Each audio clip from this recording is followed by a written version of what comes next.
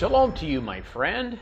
This is episode 3 on the Shalom Path, and we are discussing the ancient concept of man. How did the Hebrews look at this? What does our existence mean? What is origin, meaning, morality, destiny? Where are we from?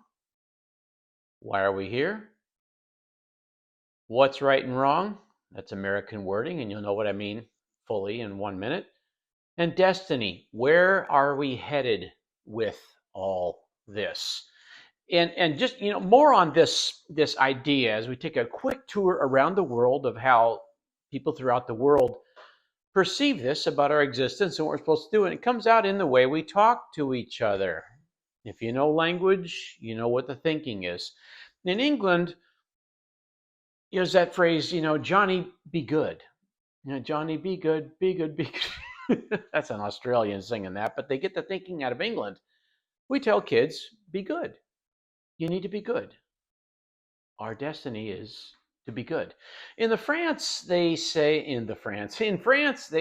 well, you need to be wise. It's important to be wise. In Germany, they say you need to be exact. You have to do things precisely. We have to do things precisely. We have to follow the grid. We have to stay in line. They make Porsches and we make Pontiacs. That's, yeah, I'll leave it at that. In the islands, well, we need to be healthy. We have to be healthy. In the U.S., we say you got to do what's right. You got to do the right thing. Barbara Mandrell's band was the Do-Rights. Wilford Brumley said, eat oatmeal. It's the right thing to do. I miss Wilford. I like that. Yeah, I like oatmeal too.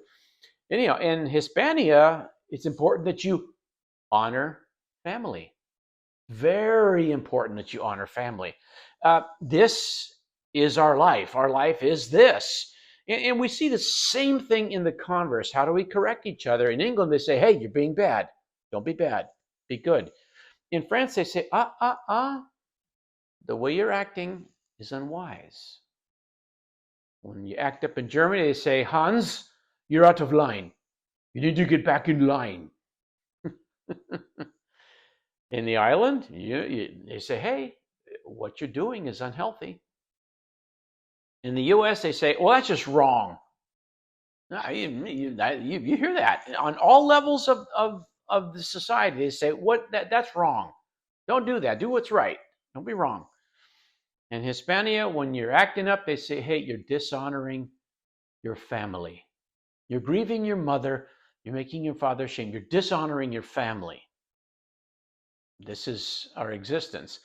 And as we're honing in on the Hebrew concept of man, I'll give you one little collateral thing to frame this out. The Greek concept of man. They say that, well, we have a body, and our body has many parts, and these parts are often at war with each other. What do you mean? Well, I want to go there, but I shouldn't. And I'm going to walk there, but and I want to loaf, but I want to be healthy. I want to be lazy, but I want to be smart. I want to be in the hammock, but I want to be productive. I hate that person. I want to hit that person. I want to hug that person. I love that person. We have warring parts of us. The gods were at war with each other, so why wouldn't we be at war with each other? And the body was something that it need to be reckoned with. The evil need to be reckoned with. We need to subdue our bodies. We need to discipline our bodies. The Greeks, I think we have to have a perfect body and a perfect mind. It's important to do that. They had the Olympics, so we're working out like man had never done prior to Greece. Not at that level, at that extent, and not with such fastidity. Man has a body, but it's akin to shadows on the wall of a cave. And you picture this, Greek, you're on a battle on a break or something like that, and you're cold and it's late in the year or winter, and you light a fire in a cave, and that fire gives off light and heat, and it draws you to it, and the light comes across you and shoots a shadow on the far side of the cave, an image of you. This is you, but that image is also a reflection of you, and it happens because of the fire. Well, what happens after we're gone? The image is gone, but we remember it, so it's still there. And where does the fire go once it goes out? All this stuff is being discussed. So the Greeks, yeah, they're getting there. Paul talks in some of these terms, but because he's writing to a Greek culture. So anyhow, so the Hebrews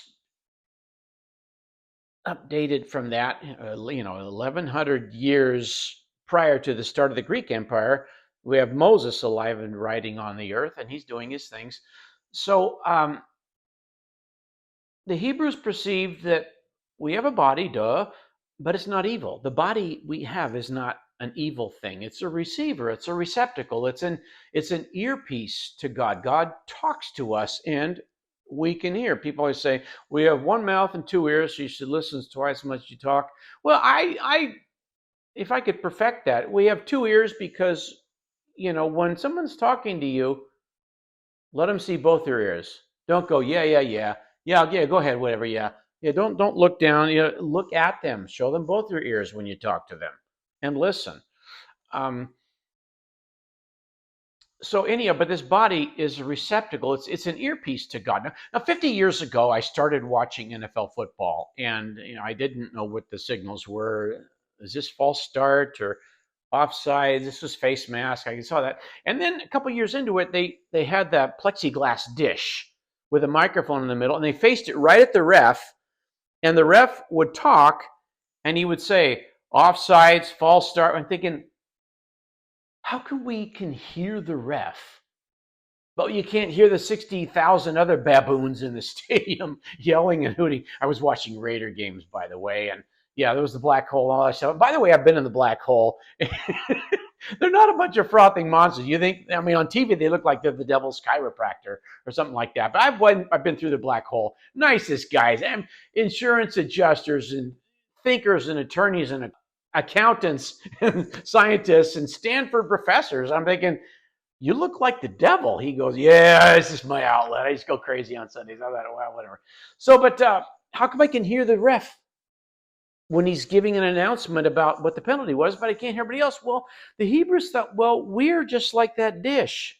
And as long as we face God and pay attention to him, we can hear him amid all the noise. Everything else is blocked out. While the Greeks thought that we have a body, the Hebrews thought we are a body. And this body is how he talks to us. God is received just like a sound wave. And then we know what to do. God communicates with us by way of our whole body. And holistic doctors will say that phrase, listen to your body. Whereas, doctors, they will say, oh, take a Tylenol, take an aspirin. I've got a headache. A holistic doctor will say, well, listen to your body. Don't take an aspirin, take a nap. Which is healthier. So in the Hebrew, the feelings they had, feelings were a big factor in how you listen to God. Feelings about our thoughts. How do I feel about it? This is what I'm thinking. How do I feel about it? This is what my body is feeling. How do I feel about it? Your body talks to you. And this wasn't strange to perceive it, that this is God talking to you. God talks to you in your body. It wasn't odd. What was odd was Egyptian cultic religion and Egyptian medicine. That is odd stuff. Oh, God wants us to do this and that. They were smashing bugs into paste and smearing it on. Yeah, they worshipped alligators and jackals and falcons. And, they would look at these beetles and watch a beetle lay a bunch of eggs in a pile of cow, and then the baby beetles would hatch and come out of the cow pie. And they thought, oh, beetles are teaching us about new life. Well, there were 4 main beetles back then, and they were named John, Paul, George, and Ringo. And I'm going to keep moving. God is talking to us just like God talked to Adam. God made Adam, and then he talked to him. And then 26, 27 centuries after after Adam and Eve left the garden. Soon Cain killed Abel. 26, 27 centuries later, Moses shows up, and Moses gives them the law as God gave it to them. And this law dealt with every aspect of life, activity, vocation, dealing, relationship, meal, condition, thought, their worship, and their emotions. It dealt with everything. We're supposed to keep listening to God. Man's duty was to be a body consecrated to God. Remember, the Greeks thought we have a body, the Hebrews thought we are a body. And we are to be receiving of God, and that is why and what we do with this body in this life. I'm just going to read you a quick thing I have. This is from page 18, and I hope you've picked this up. The Hebrew Old Testament concept of wholeness was God-centered. This way of living safeguarded the Hebrew against the spiritual, physical, and emotional imbalances that plague people barely hanging on amid the modern-day chaos that we keep trying to adjust to.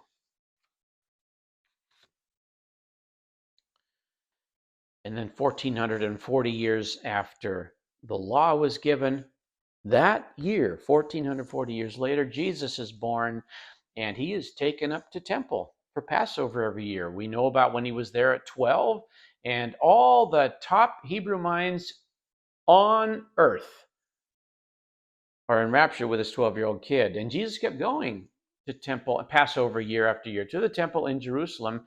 And then there comes the year when he's going to go up there and he's going to be the Passover lamb. And he sees these Hebrew bodies by the hundreds of thousands going up to temple. You don't know the reverence they had for this temple. To rebuild that temple today would cost $280 billion to do it. The temple was made in perfect silence. It was the most beautiful thing on the face of the earth. This temple, oh my goodness, this temple. And they're going up, they want to be in it, near it, by it, around it, the inner court for the men, the outer court for the women. The priests would go in here, the top priests would go into the Holy of Holies. Oh my Lord, the temple, the temple, the temple. And then Jesus and Paul say to these people, you're the temple.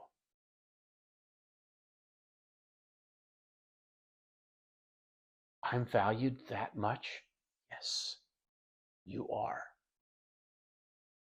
You are so valued, so treasured, so endeared. God just gazes upon you. The one Christian artist I love, I think it was Steve Green, he sings, you are his treasure, and he finds his pleasure in you. This $280 billion temple that was built in Solomon's day, David wanted to, but Solomon actually did it. This temple does not have the value that you have. You know this. You realize this, and you are on the shalom path.